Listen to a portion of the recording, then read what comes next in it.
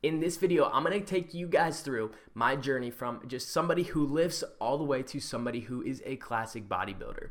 For those of you who have watched my channel before, this is going to be a little bit different of a video. For those of you who don't know me, my name is Trevor Lomax. I'm a registered dietitian who works with dudes who want to put on more muscle, and I'm starting to get into working with bodybuilding competitors, mostly physique athletes who want to crush their first show, but I'm also starting to compete myself coming into 2023. So I started lifting pretty much around 2010. I mean, I always kind of lifted because my mom's a personal trainer, so I grew up in the gym. We have literally almost an entire gym in our house. Of course, it's very small, but it has everything that you really need. So growing up, I was always in the gym, around the gym. My mom worked in various gyms around town, so being in the gym was something that was very innate to me. And I didn't always like lifting. Honestly, I kind of rebelled against exercise in general for most of my childhood years. I really liked playing video games, hanging out with my friends, those kind of things. But we also lived in the country, so it was kind of hard to get to my friend's house unless my mom had the time to take me, but she was always training clients, so it was kind of hard. Once I got into high school, I started playing lacrosse, and we actually had a strength and conditioning coach help our team, and we learned things like clean and jerks and squatting, and it was a lot more fun for me to do it around all my brothers on my team. So I really started to get into it, and I realized I kind of had a natural knack for it, probably because I had just been around it all my life and in and out of the gym with my mom. Plus, through that time, you know, you're going through puberty and you want to start looking good and feeling good, and so lifting was something I just naturally picked up. Luckily, my two best friends also really loved to lift, so we all started lifting together. We would lift at my house in my mom's gym, especially over the summers because they went to a different high school than me, and during the year I would lift in our school gym after school before we went to lacrosse practice with my other teammates. Over the years, I never really had a desire to compete, but I had a lot of people around me who were competitors just through undergrad, grad school, always being in the gym. I had a lot of those friends, and it started to rub off on me on something I wanted to do. I started to get really serious about it was in grad school, and I was really interested in taking myself to the next level. Of course, I studied nutrition in undergrad, and I studied exercise physiology and sports nutrition in grad school, so my knowledge base was expanding drastically, and being surrounded by so many people who did compete, I felt like I, of course, could do that. And of course, it was a little bit of ego, but I think it was also the fact that I had a lot of knowledge, and these people were doing it with a lot of pseudoscience, bro science, and I felt like I really knew what it took. The problem was right before grad school in 2017, I went snowboarding and I fell and I tore my right labrum. Not fully, but a partial tear.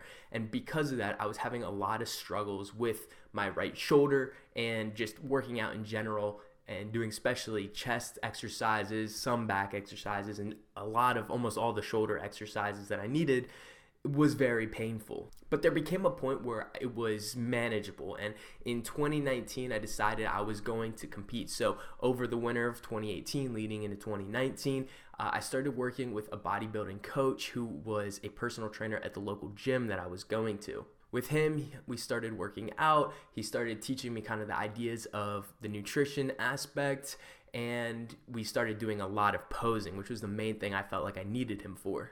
And it was going really well. I bulked harder than I ever have before, and I got up to 193 pounds, which I'm only 5'8", so you know that's pretty heavy, the heaviest I'd ever been. I had a little bit more fat mass than I really wanted to, but I was just trusting the process and trusting what my bodybuilding coach was saying. Although I was doing most of the nutrition on my own because I just felt like I knew more than him, and I think he kind of agreed with that.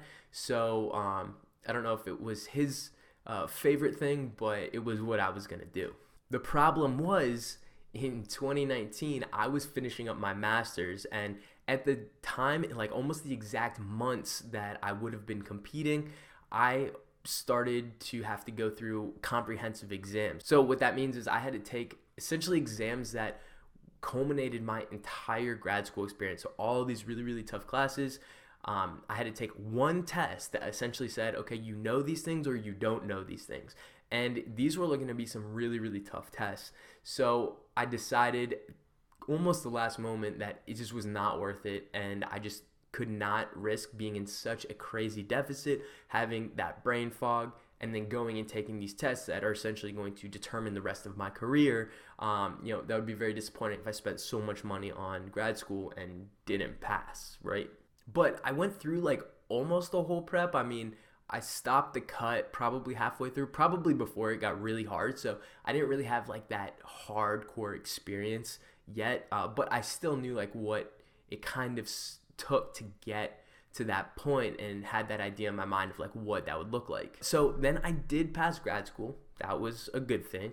And then I went on to start working some jobs, and I worked with some of my friends right after grad school for about a year, and then I went back into nutrition, working in college sports, and then I went on to pro sports, and just through those like 2.5 years, I just was insanely busy with everything that we were going through. I didn't have a ton of money because I was just starting out my career, and I was financially responsible for myself because of COVID. There were so many reasons why I felt like it wasn't the right time for me, and plus my injury like kept coming back. The shoulder injury kept getting more exacerbated and hurting, and it was pretty much like a wave. Like 6 months out of the year would hurt, 6 months out of the year would be fine, and I'd be like, okay, it's time to bodybuild, and then I would go back and forth, and it just never really came to fruition.